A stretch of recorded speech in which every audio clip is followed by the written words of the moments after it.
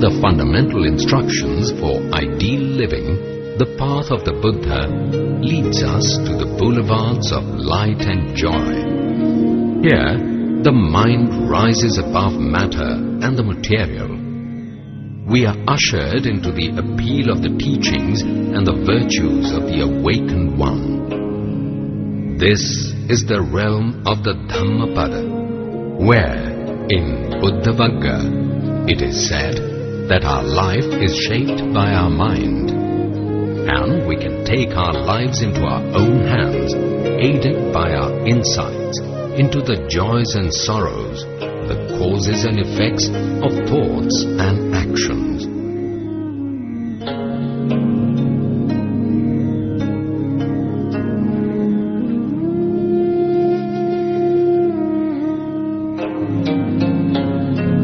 Yasajitam navajiyati jitamassa noyati kochi loke tam buddham anantagocharam apadam kena padena nesatha. He is the conqueror who can never be conquered, into whose conquest no other can ever enter. By what track can you reach him, the Buddha, the awakened one, free of all conditioning?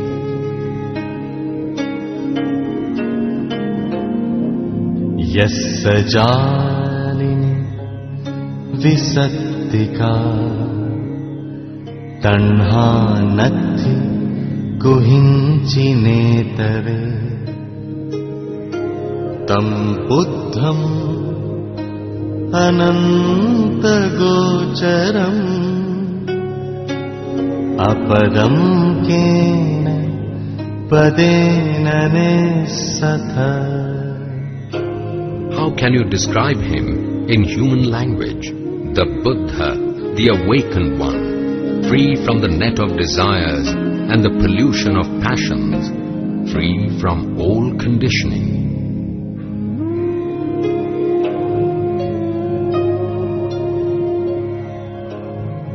Ye jhana pasuta dhira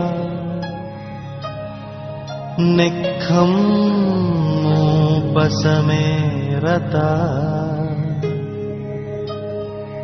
devapitesam pihayanti sambuddhanam sati matam. Even the gods emulate those who are awakened. Established in meditation, they live in freedom, at peace. Kichho manussa patilaho kichham machan jeevitam kichham saddhamma savanam kichho buddhanamupado. It is hard to obtain human birth, harder to live like a human being, harder still to understand the Dharma, but hardest of all to attain Nirvana.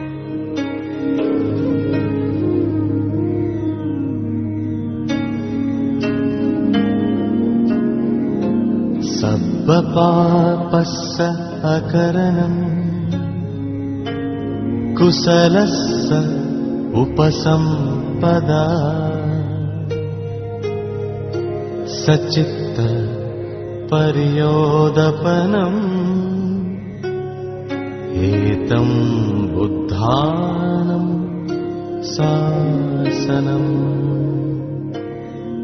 Avoid all evil, cultivate the good, purify your mind. This sums up the teaching of the Buddha.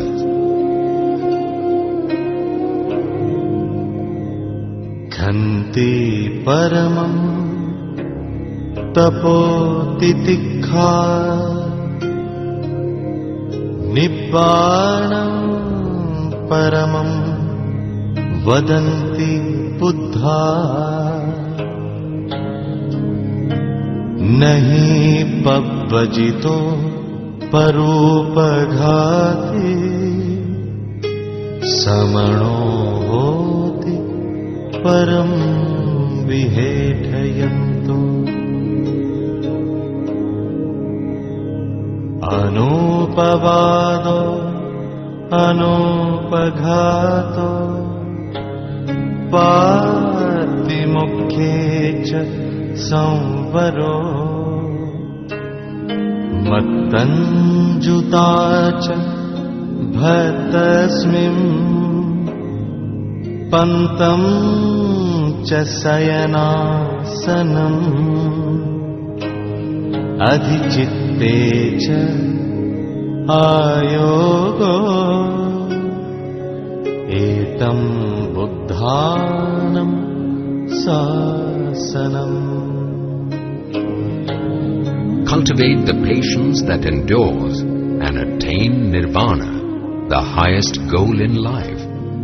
Do not oppress others or cause them pain. That is not the way of the spiritual aspirant. Do not find fault with others. Do not injure others, but live in accordance with the dharma. Be moderate in eating and sleeping, and meditate on the highest. This sums up the teachings of the Buddhas.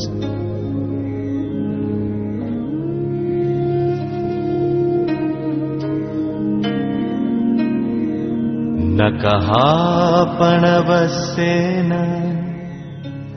तित्तिकामेषु विज्जति अपस्सादा दुःखकामा इति विज्ञाय पंडितो. Even a shower of gold cannot quench the passions. They are wise who know that passions are passing and bring pain in their wake.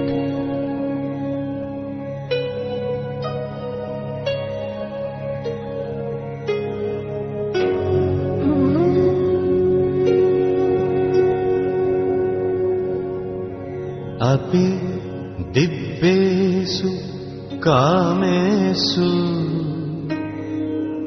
रतिंसो नाधिगच्छति तन्हत्खयरतो होति सम्मा सम्बुद्धसावको. Even celestial pleasures cannot quench the passions. They are true followers of the Buddha who rejoice in the conquest of desires.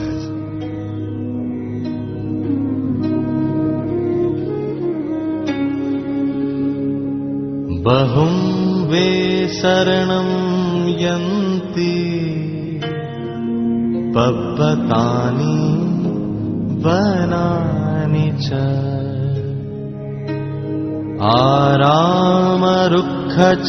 आरामरुक्षचेत्यानि मनुस्सा भयतज्जिता. नेदं kho शरणं खेमं नेतं शरणमुत्तमम् नेतं शरणमागम्य सब्बदुःखापमुच्यते. Driven by fear, people run for security, to mountains and forests, to sacred spots and shrines. But none of these can be a safe refuge, because they cannot free the mind from fear. यो च बुद्धं च धम्मं च संघं च शरणं गतो चत्तारि अरिय सच्चानि सम्मपय्याय पස්සते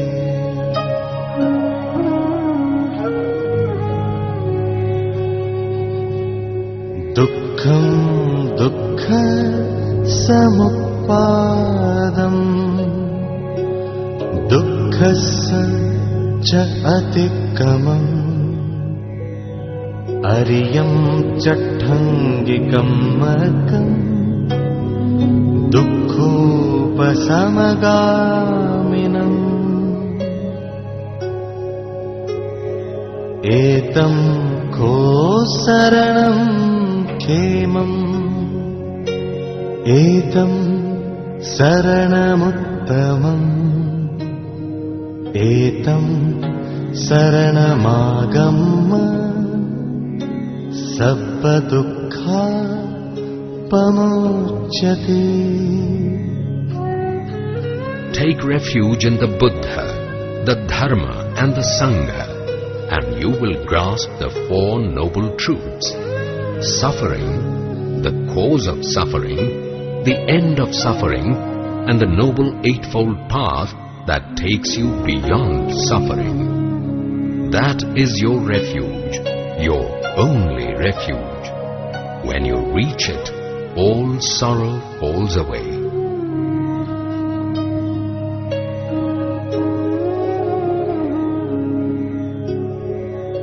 दुर्लभो पुरिसाजन्यो न सो सब्बत्थ जायते यत्थ सो जायते धीरो तं कुलं सुखमेधते. One like the Buddha is hard to find. Such a one is not born everywhere. Where those established in such wisdom are born, the community flourishes. Sukho buddhanamupado sukha saddhammadesana sukha sanghassa samaki sammadganam tapo sukho.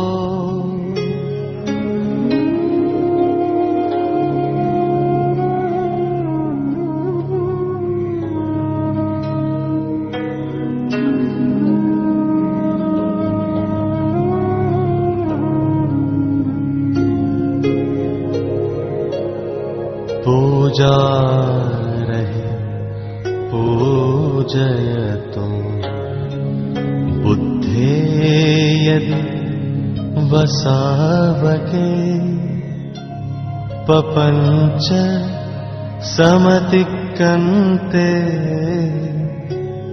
तिन्न शोक परिहवे. तेतादिसे पूजयतो निब्बुते अकुतो भये न सक्का पुण्यं संखातुम् इमेत्तमपि केनचित्. Blessed is the birth of the Buddha. Blessed is the teaching of the Dharma. Blessed is the Sangha, where all live in harmony. Blessed beyond measure are they who pay homage to those worthy of homage, to the Buddha and his disciples, who have gone beyond evil, shed all fear, and crossed the river of sorrow to the other shore.